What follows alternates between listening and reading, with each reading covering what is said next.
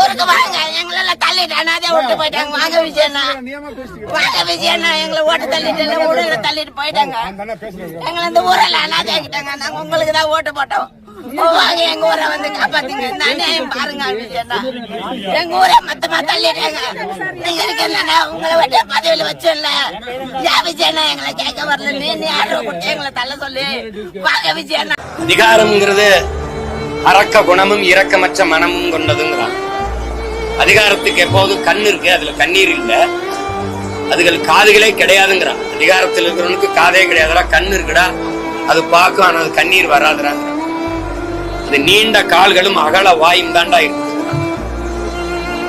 அந்த நீண்ட கால்களை வச்சு போராடுகிற இந்த மக்களை மிதிச்சு நசுக்கும், அகல வாயை வச்சு பேசி நியாயப்படுத்தும். இதுதான் அதிகாரம்.